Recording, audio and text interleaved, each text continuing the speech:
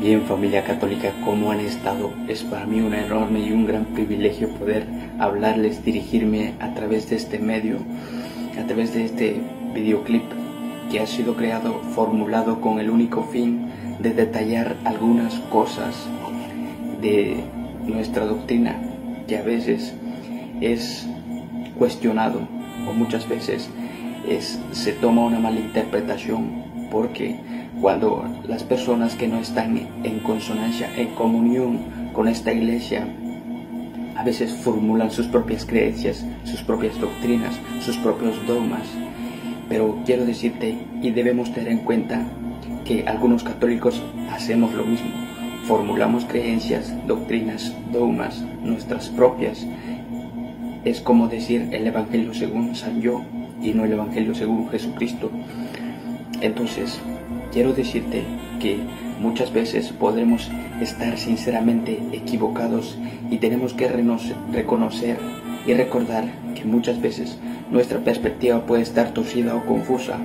Así que vamos a detallar simplemente acerca de un tema: la morada de los justos o el seno de Abraham. Estos dos títulos eclesiásticos, pero es un gran título eclesiástico, el seno de Abraham.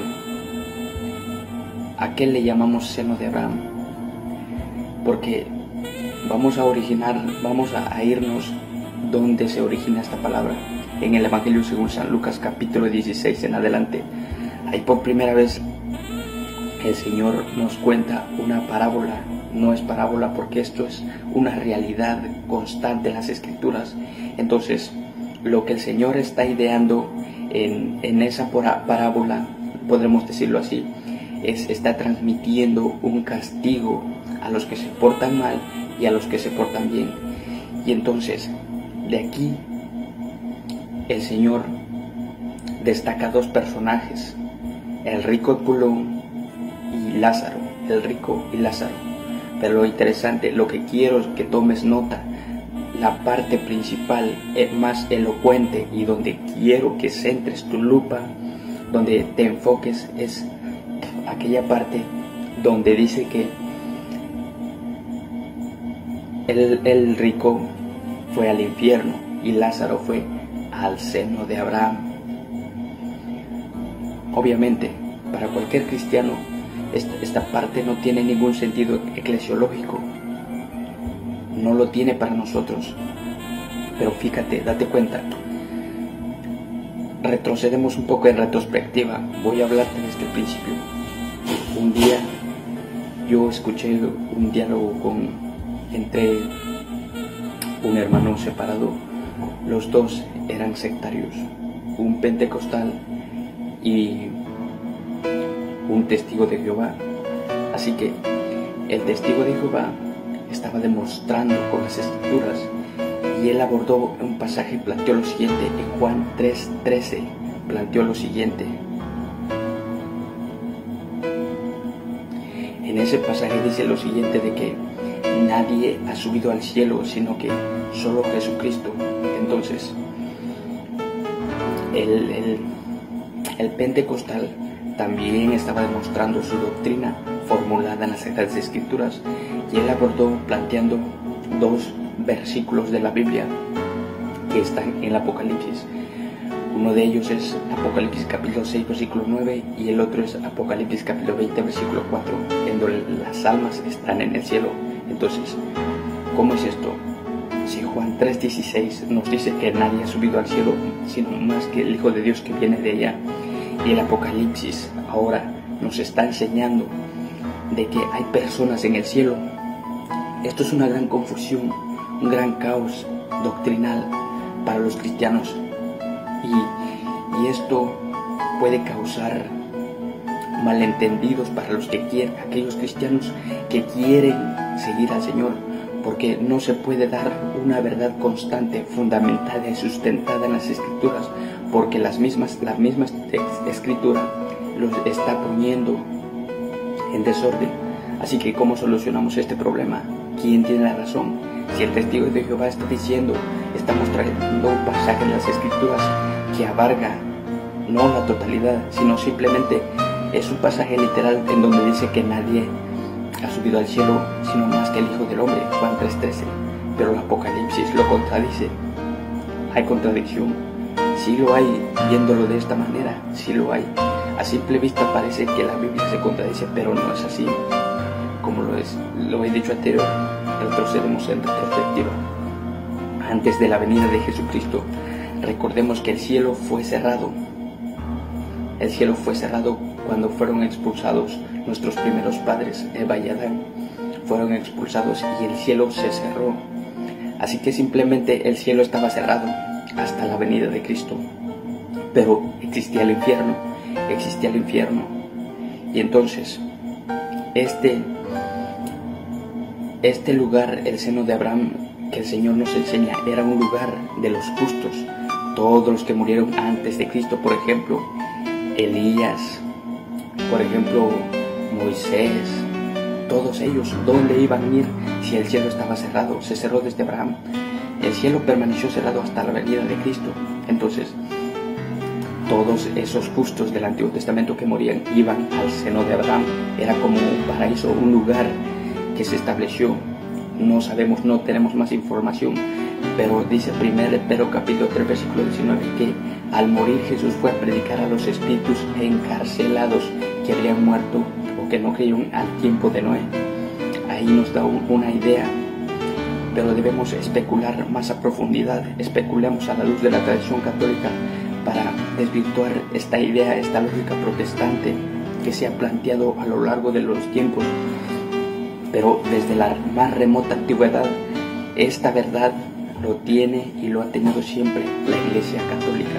Así que vamos a desvelar esta ignorancia, este velo de ignorancia que muchas veces ha estado frecuente en los hermanos protestantes. Así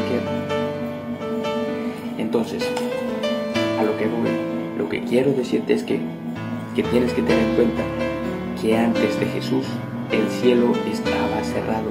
Por eso los protestantes cuando discutían, cuando estaban en debate, ninguno de los dos dio a conocer la verdad en profundidad, tal y como está expuesta en las Escrituras, porque no se remontaron al principio. El cielo estaba cerrado, pero sí existía un lugar, la morada de los justos. Ahora, cuando vino Jesús, cuando murió Jesús, se abrió el cielo. Dice 1 Pedro 3:19 que cuando murió Jesús, bajó en ese lugar. Jesús descendió a los infiernos, como dice el credo, como dice el catecismo de la Iglesia Católica, que Jesús descendió a los infiernos. Pero la única diferencia es que Jesús descendió como libertador. Y ahí también se cumple el pasaje de Juan 5:25, donde dice: ya llega la hora en que los muertos oirán la voz del Hijo del Hombre, porque Jesús bajó a predicar a aquellos espíritus encarcelados, a liberarlos de ahí. Y voy a leer un pasaje literal de Mateo 27, versículos 51 al 52 en adelante. Dice lo siguiente: en ese mismo instante la cortina del santuario se rasgó de arriba abajo en dos partes. La tierra tembló, las rocas se partieron, los sepulcros se abrieron y resucitaron varias personas santas que habían llegado ya al descanso. Estas salieron de las sepulturas después de la resurrección de Jesús, fueron a la ciudad santa y se aparecieron a mucha gente, porque el cielo se abrió. Y ahora, cuando Jesús, hablemos un poco de cuando Jesús descendió a los infiernos. Cuando Jesús bajó allá abajo, Jesús luchó, venció al demonio.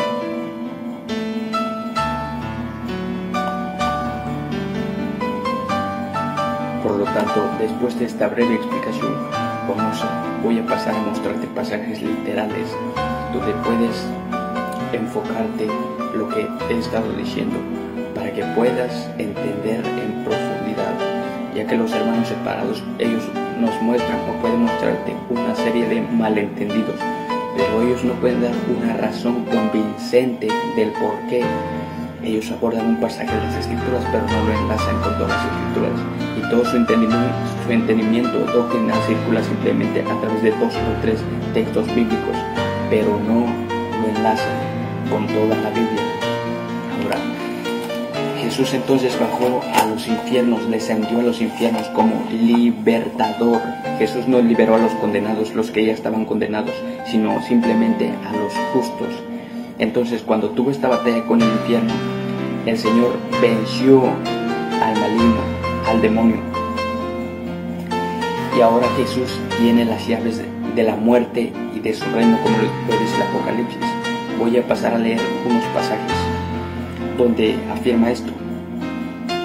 Bien, ya te he señalado, por ejemplo, 1 Pedro 3:19, donde Jesús bajó a predicar los espíritus encarcelados, como lo decía Juan 5:25, etc. Pero ahora voy a pasar a leértelo, un pasaje literal que es Hebreos 2, capítulo 14 y 15, donde dice: así como los hijos de una misma familia son la misma carne y sangre, así también Jesús compartió la misma condición para que pudiera morir y destruir al que tenía poder, es decir, al diablo, para liberar a los que estaban sometidos bajo la esclavitud de la muerte. En adelante, Jesús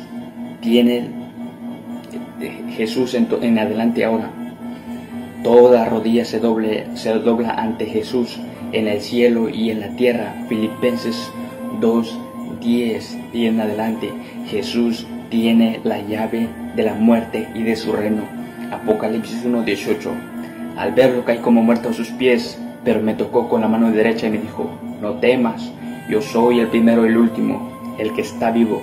Estuve muerto, pero ahora estoy vivo y tengo la llave de la muerte y de su reino por los siglos de los siglos. Apocalipsis 1:18.